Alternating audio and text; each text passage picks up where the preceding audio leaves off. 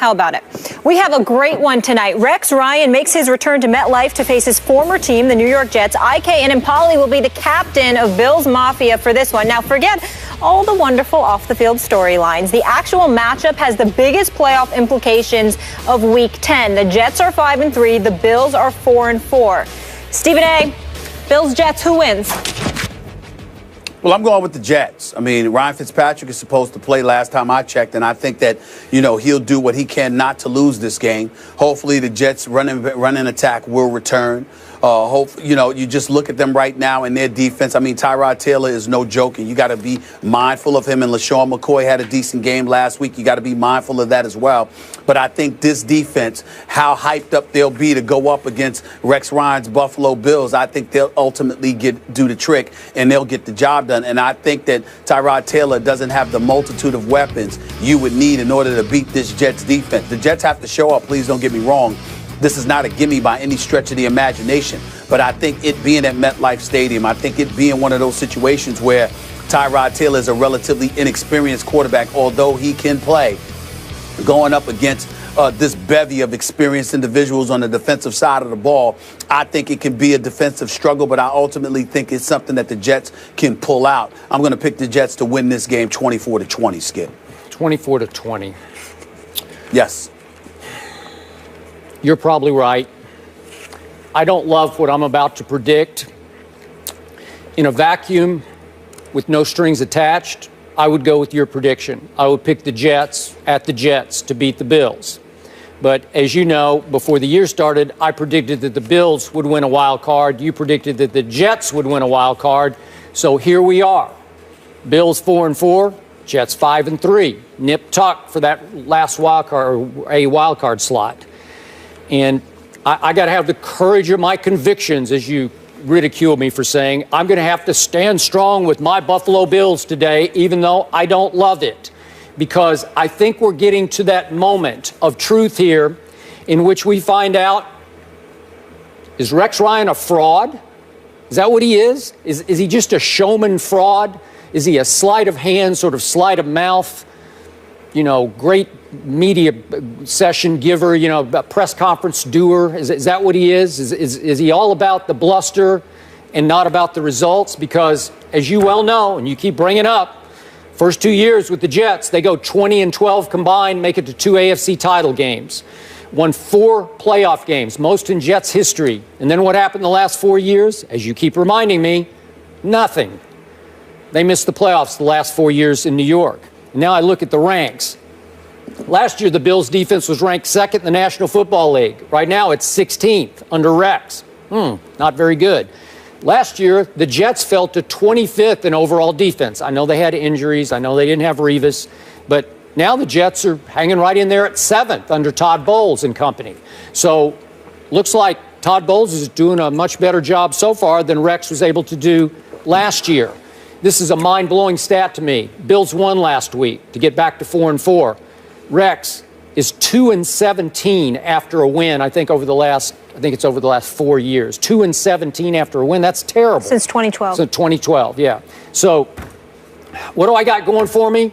Well, you had some reservations about Tyrod Taylor taking over this team. I got to tell you, he's turning into a pretty special playmaker in this league. He makes a lot of big plays. I hope he's healthy. He had the knee injury. He looked pretty good last week. Still completing 72% of his passes. It's pretty special.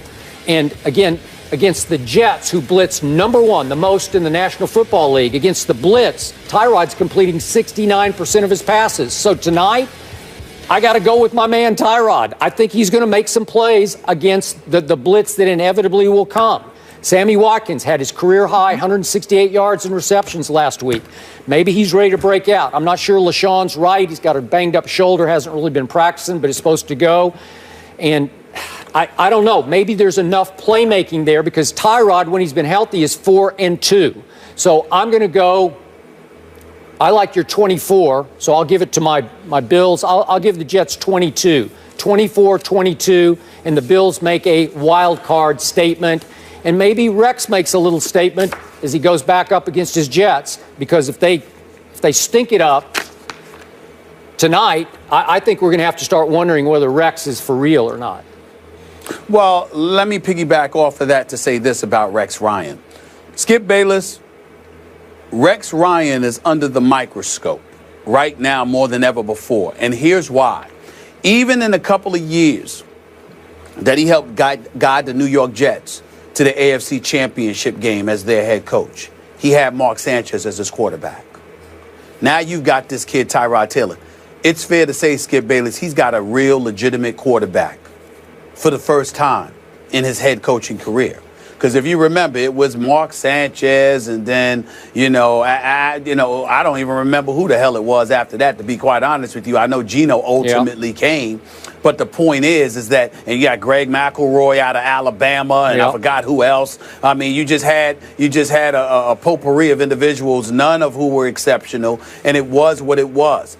The way that Tyrod Taylor is playing, and you've got LaShawn McCoy and Carlos Williams, two individuals who both ran for over 100 yards last week against Miami. And you've got a stud like Sammy Watkins, who, by the way, was targeted 8 times and caught all 8 passes for 168 yards last week against Miami. Although it was against Miami, here's the reality. The weapons on the Buffalo Bills offense is decent enough where if Rex is what he's supposed to be as a defensive mind, the Buffalo Bills have no business being a 500 football team. And they certainly should beat the Jets tonight. I don't think it will happen. We will see what will happen. But I think that for the rest of the season, we need to give Rex Ryan the microscope he evidently craves so much, because he's got enough pieces on offense to keep you in contention of any game besides New England. It's his defense that needs to step up. And if the defense ain't stepping up, who do we need to look at, Skip? You got it. I agree. It has not stepped up so far this year. It better step up tonight. And I think it will. I wouldn't bet a lot of money on it, but it's go Tyrod go tonight for me. I'm really excited for this game. Defense. By the way, the defense is ranked 16th, Skip, and 24th against the pass. All right, so major playoff implications on the line. Stephen A. has the Jets 24-20. Skip has the Bills 24-22. We'll talk about it tomorrow.